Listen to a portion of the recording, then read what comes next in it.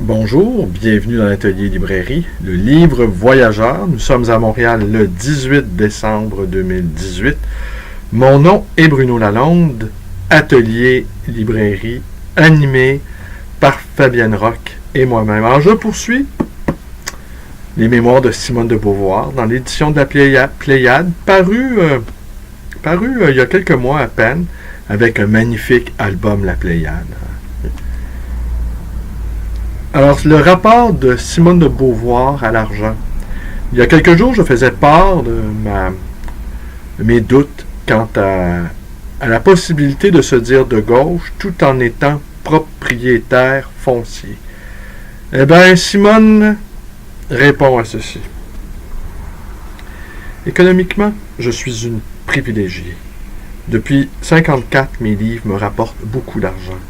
Je me suis acheté une auto en 1952 et en 1955 un appartement.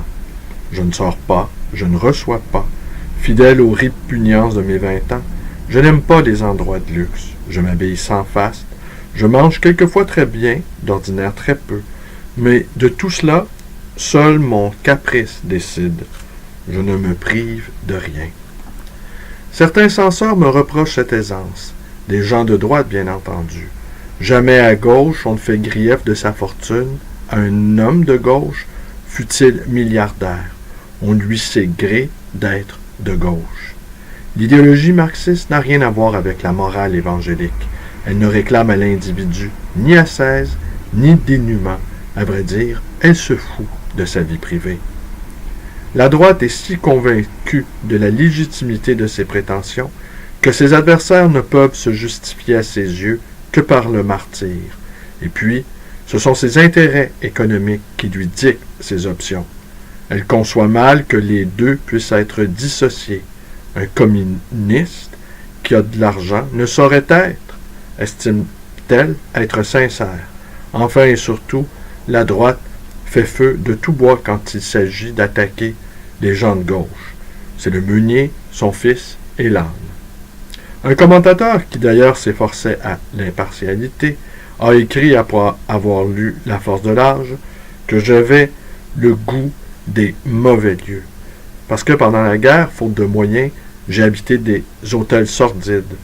Que ne dirait-on pas si je logeais aujourd'hui dans un bouge?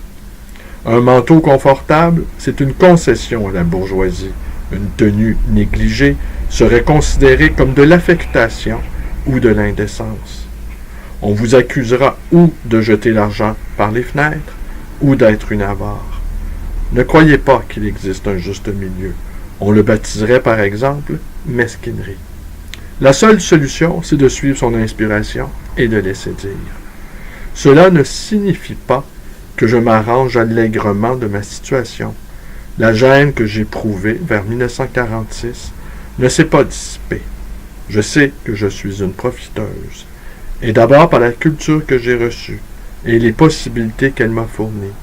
Je n'exploite directement personne, mais les gens qui achètent mes livres sont tous bénéficiaires d'une économie fondée sur l'exploitation. Je suis complice des privilégiés et compromise par eux. C'est pourquoi j'ai vécu la guerre d'Algérie comme un drame personnel. Quand on habite un monde injuste, inutile d'espérer, par aucun procédé, se purifier de l'injustice. Ce qu'il faudrait, c'est changer le monde, et je n'en ai pas le pouvoir. Souffrir de ces contradictions, ça ne sert à rien. Les oublier, c'est se mentir. Sur ce point, aussi faute de solution, je me laisse aller à mes humeurs. Mais la conséquence de mon attitude, c'est un assez grand isolement. Ma condition objective me coupe du prolétariat, et la manière dont je la vis subjectivement m'oppose à la bourgeoisie. Cette relative retraite me convient car je suis toujours à court de temps, mais elle me prive d'une certaine chaleur que j'ai retrouvée avec tant de joie ces dernières années dans les manifestations, et ce qui est plus grave pour moi, elle limite mon expérience. À ces mutilations qui sont l'envers de mes chances, il s'en ajoute une autre à laquelle je ne trouve aucune compensation.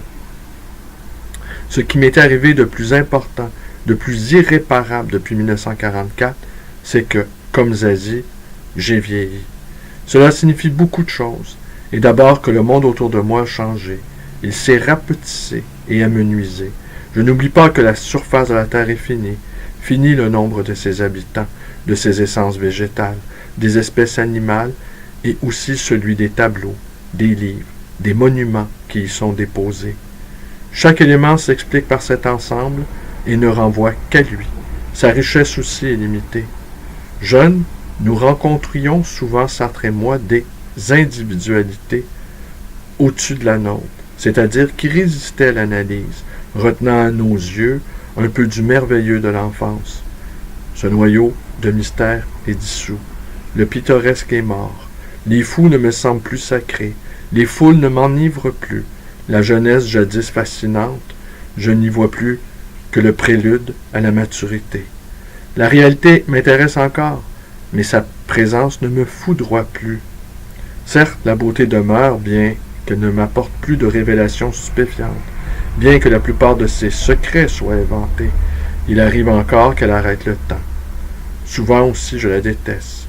Au soir d'un massacre, j'écoutais un Andante de Beethoven, et j'ai arrêté le disque avec colère. Il y avait là toute la douleur du monde, mais dominée et sublimée si magnifiquement qu'elle paraissait pour des privilégiés, qu'elle paraissait justifiée. Presque toutes les œuvres belles ont été créées pour des privilégiés, par des privilégiés, et qui, même s'ils ont souffert, ont eu la possibilité de s'expliquer avec leur souffrance. Elles déguisent le scandale du malheur nu. Un autre soir de massacre, il y en a eu beaucoup. J'ai souhaité que l'anéantissement, que s'anéantissent, dis-je, toutes ces beautés menteuses. Aujourd'hui, l'horreur s'est éloignée. Je peux écouter Beethoven, mais ni lui, ni personne ne me donnera jamais plus cette impression que j'avais parfois de toucher un absolu, car je connais à présent la vérité de la condition humaine. Les 2 tiers de l'humanité ont faim. Mon espèce est constituée aux 2 tiers par des larves, trop faibles pour la révolte, qui traînent de la naissance à la mort un désespoir crépusculaire. Dans mes rêves reviennent depuis ma jeunesse des objets inertes en apparence, mais où loge une souffrance.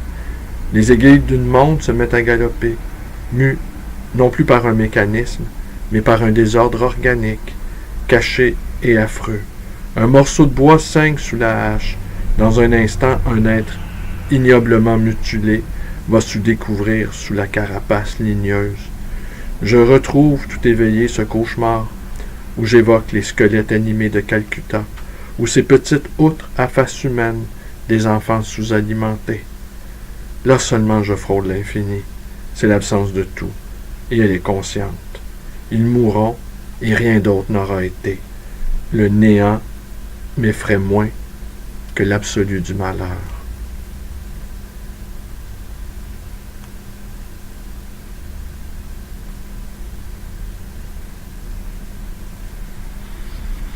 Je vous passe un passage ici où elle continue, en fait, cette description de l'entrée dans la vieillesse. Finalement, elle n'a pas eu une vieillesse heureuse, Simone de Beauvoir. L'écrivain a tout de même la chance d'échapper à la pétrification dans les instants où il écrit. À chaque nouveau livre, je débute, je doute, je me décourage. Le travail des années passées est aboli. Mes brouillons sont si informes qu'il me semble impossible de poursuivre l'entreprise. Jusqu'au moment, insaisissable, là aussi il y a coupure, où il est devenu impossible de ne pas l'achever. Toute page, toute phrase exige une invention fraîche, une décision sans précédent. La création est aventure, elle est jeunesse et liberté. Mais aussitôt quitté ma table de travail, le temps écoulé se rassemble derrière moi. J'ai d'autres choses à penser. Brusquement, je me cogne à mon âge. Cette femme ultramûre est ma contemporaine. Je reconnais ce visage de jeune fille attardé sur une vieille peau. Ce monsieur chenu qui ressemble à un de mes grands-oncles me dit, en souriant, que nous avons joué ensemble au Luxembourg. Vous me rappelez ma mère, me dit une femme d'une trentaine d'années. À tous les tournants, la vérité me saute dessus, et je comprends, mal, par quelle ruse c'est du dehors qu'elle m'atteint, alors qu'elle m'habite. La vieillesse, de loin, on la prend pour une institution, mais ce sont de jeunes gens qui soudain se trouvent être vieux. Un jour, je me suis dit, j'ai 40 ans. Quand je me suis réveillé de cet étonnement, j'en avais 50. La stupeur qui me saisit alors ne s'est pas dissipée. Je n'arrive pas à y croire. Quand je lis, imprimé, Simone de Beauvoir, on me parle d'une jeune femme qui est moi. Souvent, quand je dors, je rêve que j'en rêve 54 ans. Quand j'ouvre les yeux et que j'en ai 30, quel affreux cauchemar j'ai fait, se dit la jeune femme, faussement réveillée. Voilà. Ouais.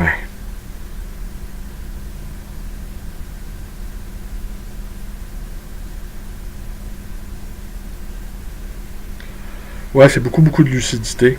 C'est sûr, ça fait réfléchir. Moi, j'ai 57 ans, je vais en avoir 58 en 2019. Mais moi, en boutade, jusqu'à l'âge de au moins 45-50 ans, je ne cessais de répéter à chacun de mes anniversaires. Tout va bien, tant que je m'éloigne de mes 15 ans, eh bien, c'est parfait pour moi. Eh bien là, mes 15 ans, ils sont très, très, très loin. Et je ne les regrette toujours pas. Alors écoutez, je poursuis, peut-être suis-je de retour pour de bon, ne sait-on jamais. J'aimerais bien retrouver cette routine de vous lire, de vous livrer mes états d'âme, quelques-unes de mes réflexions parfois. J'ai quelques projets de vidéos là, qui s'en viennent, des choses dont je veux vous entretenir. Alors, c'est tout pour aujourd'hui. Je vous remercie d'être avec moi. Portez-vous bien. Vous connaissez la suite. Vous pouvez vous abonner à ma chaîne YouTube. Vous pouvez également nous rendre visite à cette librairie d'occasion et d'ancien. Le livre voyageur. L'atelier librairie. Le livre voyageur. 2319 rue Bélanger. Vous pouvez également nous téléphoner dans le 514-736-0999. Et vous pouvez également aller vous promener sur nos pages Facebook respectives à Fabienne Rock et moi-même. Merci et bonne journée à tous.